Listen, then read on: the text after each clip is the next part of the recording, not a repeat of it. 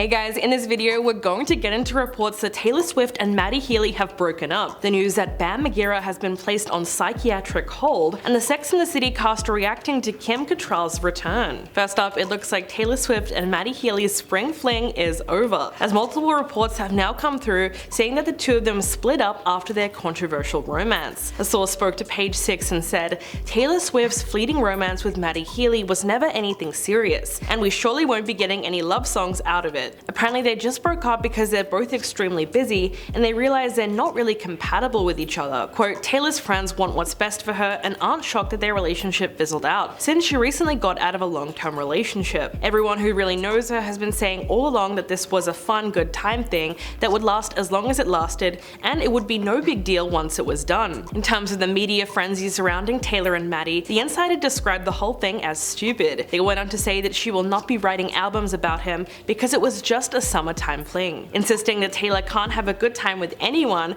without the press marrying her off to them, and when she moves on they have to basically have her file for divorce. Quote, "She's allowed to let off some steam and sow her oats afterwards without people claiming that she's head over heels and then that she's breaking up with the guy. It's not a breakup, it's a natural evolution of a fun little thing whose moment is over." But to fans at least, it seems as though Taylor is really going through it, dealing with two back-to-back public breakups. She was also seen getting visibly emotional when she was performing the track I Don't Wanna Live Forever on the piano during a recent stop on the Eras tour. In a video posted to Twitter, she was seen tearing up while singing the lyrics, wondering if I dodged a bullet or just lost the love of my life. That footage was set to be taken during a Chicago Eras tour this past weekend, right before news of Taylor and Matty's breakup dropped on Monday. But before you jump to too many conclusions, it is possible that she was getting emotional about someone else, or maybe she was just moved by the lyrics, who knows. Back in April, shortly before news of their romance broke, a source spoke to Us Weekly about her outlook on relationships. They basically said that she was taking time to adjust to the single life, and she's not looking to date anyone seriously or even get into another relationship anytime soon. Which makes complete sense given the fact that she just got out of a 6-year-long relationship earlier this year. Now you might be wondering, how is Matty holding up after all of this? Well, he seems to be doing just fine.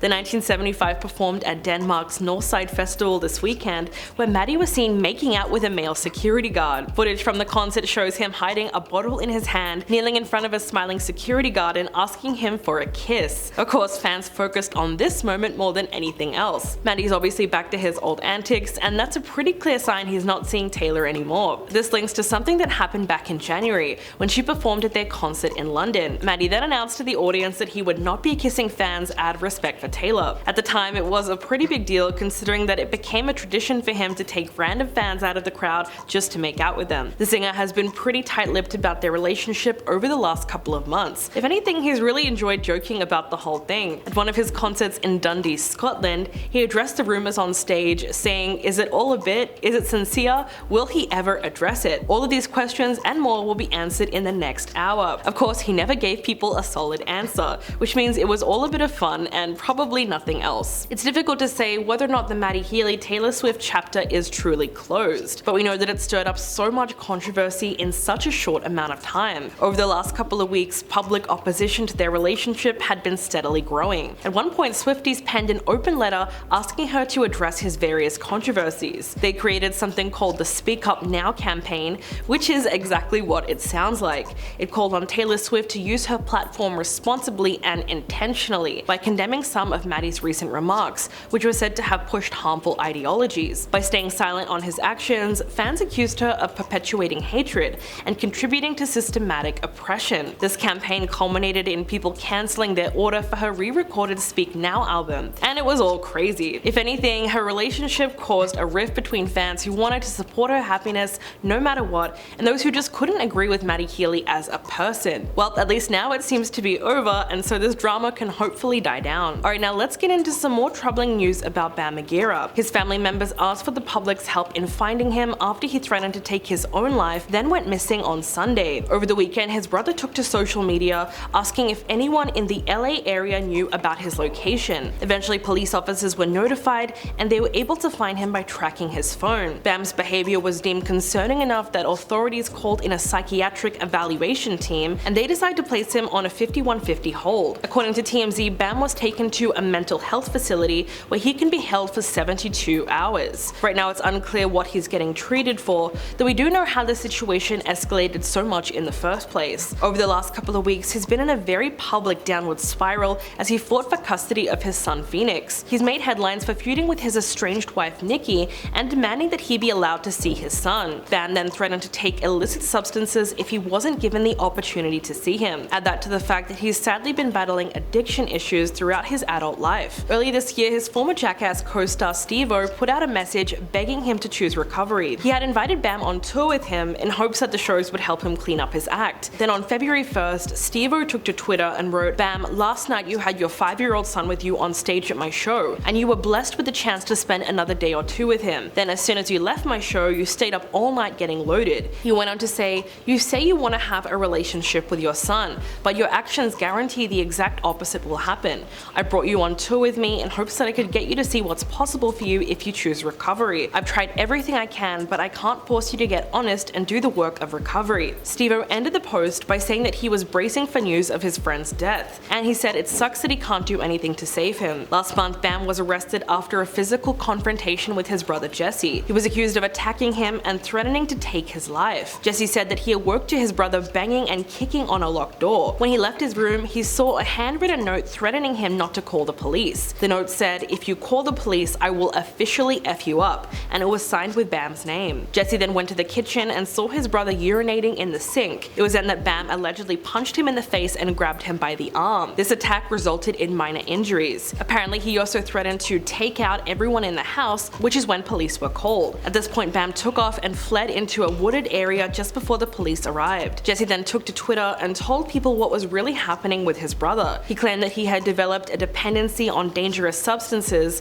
which is the reason for his erratic behavior. He wrote, "Bam really is the sweetest guy when he isn't messed up, but since his habit, he's unrecognizable and I really don't know what he's capable of. Seeing him screaming at a person that wasn't there, hallucinating, it's really scary and heartbreaking." Jesse claimed that he was traveling by car with his girlfriend and her daughter, and he said that he can't even imagine the environment in that car right now, and he was worried about everyone's safety. Bam has since pleaded not guilty, and his attorney claimed that the whole thing was just a family dispute. He released a statement saying, "Families have disputes all the time. Every family has disputes. This isn't a dispute that should play out in the courts or the media. My client is presumed innocent." Quote, "The rumors that are being passed around by his brother through this last week have been nothing short of defamation that will be handled in another courthouse. Sadly, these latest incidents are a part of a long-term pattern of disturbing behavior. There's no telling how this is all going to end, but at this point we can see that Bam's friends and family have tried to support him in any way they can. We'll be sure to keep you updated the more we know about the story." Okay, now let's talk about Kim Cattrall returning to Sex and the City, or technically the new series And Just Like That. We're going to be seeing Samantha Jones on screen again during a surprise cameo in season 2. She's only going to be appearing in one scene, which she was able to film without seeing or speaking with the rest of the cast members,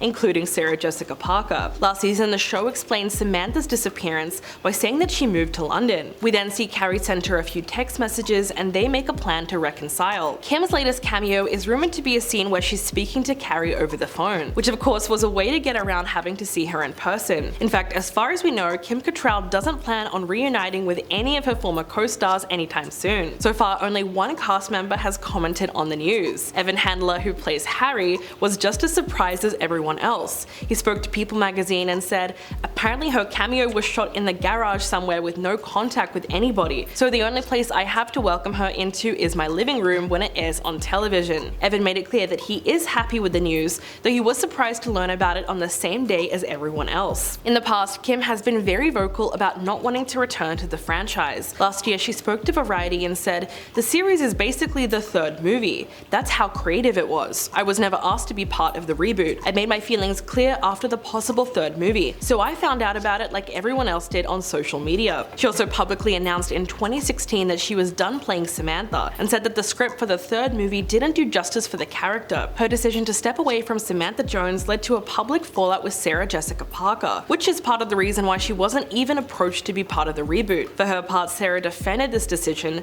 and said that it just wasn't something that Kim wanted to pursue, and it no longer felt comfortable for the rest of the cast. She said, "You've got to listen to someone, and if they're publicly talking about something and it doesn't suggest it's someplace they want to be, or a person they want to play, or an environment in which they want to be, you get to an age where you're like, well, we hear that. that. Although fans were undoubtedly disappointed with this news, it was more or less understandable given the major feud between the two women. In 2017, Kim infamously said that she's never been friends with any of her former castmates, and she specifically singled out Sarah Jessica Parker. Quote, "I think she could have been nicer. I really think she could have been nicer. I don't know what her issue is." In February of 2018, Kim slammed her in a scathing Instagram post following the tragic death of her brother. She tagged Sarah and wrote, "Your continuous reaching out is a painful reminder of how cruel you really were then and now. Let me make this very clear. You are not my family. You are not my friend. So I'm writing to tell you one last time to stop exploiting our tragedy in order to restore your nice girl persona." In response, Sarah spoke to Andy Cohen and said she was heartbroken over Kim's comments. In her version of events, their relationship was always a lot closer than just work colleagues. If anything, she had a very different recollection of the experience filming Sex and the City. She didn't focus too much on the allegations that she was mean. Instead, she hopes that the years they spent together and the memories they shared will eclipse anything that was spoken about her. So the feud hasn't exactly died down between these two women. But whatever the case may be, it's clear that fans are just excited to see Kim Cattrall back in action as the iconic Samantha Jones. So will you be watching the second season? Let me know in the comments below, and I'll catch you guys in the next video.